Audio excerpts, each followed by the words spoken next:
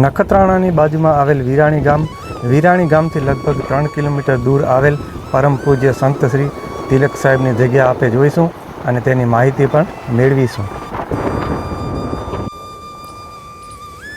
નમસ્કાર મિત્રો, હું છું કિશોર વાઘેલા. આપ સૌનું હાર્દિક સ્વાગત કરું છું આપણા નવા વિડીયોમાં. તો મિત્રો, આજે આપણે કચ્છના એવા સંતની મુલાકાતે આવ્યા છીએ. તો લગભગ વિરાણીથી 3 કિલોમીટર દૂર આ જગ્યા આવેલ છે ને આપણા કચ્છમાં ઘણા એવા સંત એવા થઈ ગયા અને ઘણા લોકોને ખબર હશે ને ઘણા લોકોને ખબર નહીં હોય એવી જગ્યા ઉપર હજી અહીંયા કચ્છમાં સંતોની ભૂમિ ત્યાં અલગ અલગ જગ્યાએ આપણે જોવા મળે છે. ત્યારે આપણે અહીંયા આજે આવ્યા છીએ વિરાણીથી 3 કિલોમીટર દૂર ને અહીંયા એક સંતની અહીંયા કને સમાધિ છે તે આપણે જોઈશું. તો આપણે હાલ અહીંયા પહોંચી આવ્યા છીએ.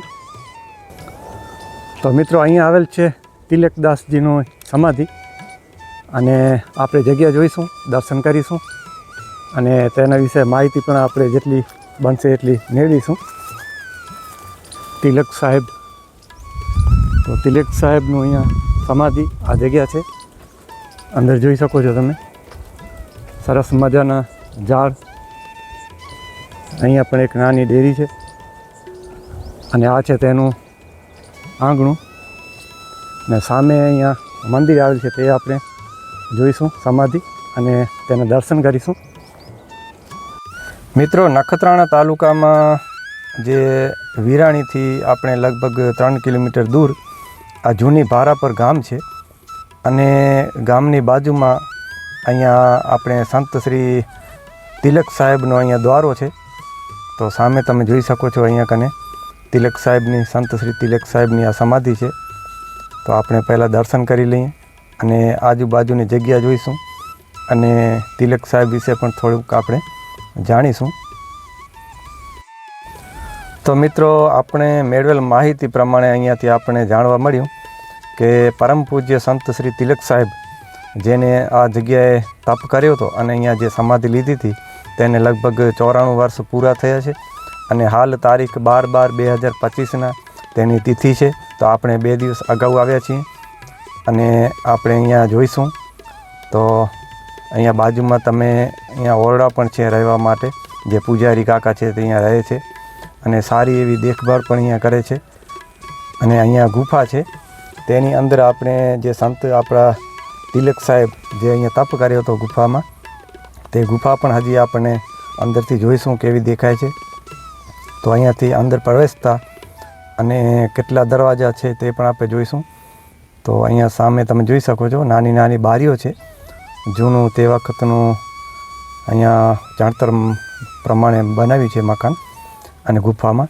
અને 1, 2, અહીંયા 3 અને આ બાજુ 4 દરવાજાવાળી ગુફા છે અહીંયા કને. તો મિત્રો, જે તે સમયે જે સત્સંગ જે કરતા હશે તેના મુજબ અહીંયા કને તે વખતના અવશેષો પણ આપણને જોવા મળી રહ્યા છે આજુબાજુમાં. અને અહીંયા પણ થોડાક અવશેષો આપણને જૂના એવા જોવા મળ્યા છે, તે પણ આપણે જોઈ લઈએ.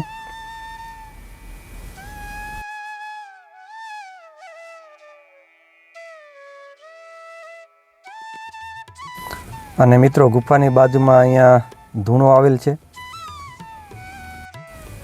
અને મિત્રો, આ ધૂણાની બાજુમાં મંદિર, આ સમાધિ તિલક સાહેબની અને સમાધિની બાજુમાં જ અહીંયા રસ્તો છે જે તળાવ તરફ જઈ રહ્યો છે.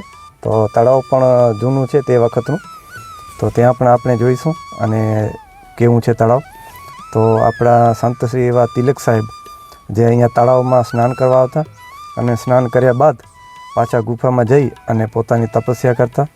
તો પવિત્ર તળાવ જેને કહેવાય કે આ જ્યાં સ્નાન કરવા આવતા પરમ પૂજ્ય સંત શ્રી તિલક સાહેબ.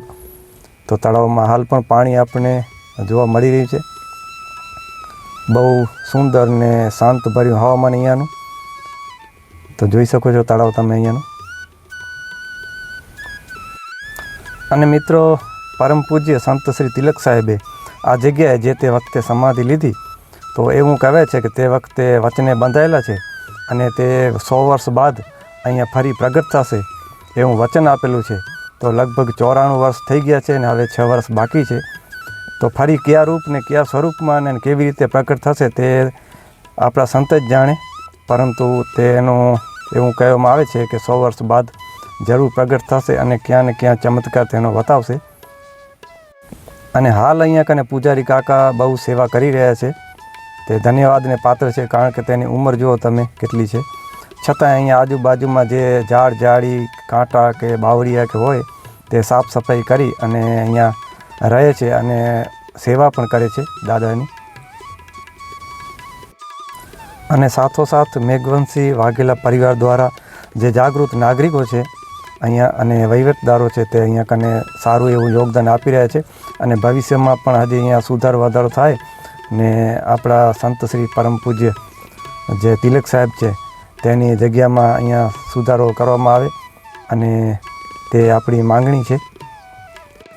અને મિત્રો જેટલું બને તેટલું આ વિડીયોને શેર કરો આપણા ગ્રુપમાં, જેથી કે એને જાણ ના હોય તેને પણ અહીંયા જાણ થાય અને આપણા સંત શ્રી તિલક સાહેબની જગ્યામાં માણસો અવર જવર કરે. અને બહુ પવિત્ર જગ્યા છે, તો આપણે ગૌરવ હોવું જોઈએ. અને મિત્રો આપણે પરમ પૂજ્ય સંત શ્રી તિલક સાહેબના જીવન વિશે આપણે વાત કરીએ તો અહીંયા બાપુ જે સેવા કરે છે તેના પાસેથી અને ગ્રામજનો તથા આપણે ગોપાલભાઈ વાઘેલા જે નખત્રાણા જતાવીરાવાળા તેના પાસેથી આપણે જાણવા ઘણું મળ્યું છે. છતાં આપણે તેનો લાંબો જીવનનો પરિચય જે આપણે મોઢે ન કહી શકીએ તે આપણે સંત અને મહંત તે જે લોકો છે તેની પાસેથી ફરી આપણે બીજો વિડીયો લાંબો બનાવી અને તેમાં પૂરેપૂરી આપણે જાણકારી મેળવશું. તો ચેનલને સબસ્ક્રાઈબ કરજો અને વિડીયો ગમે તો લાઈક કરજો.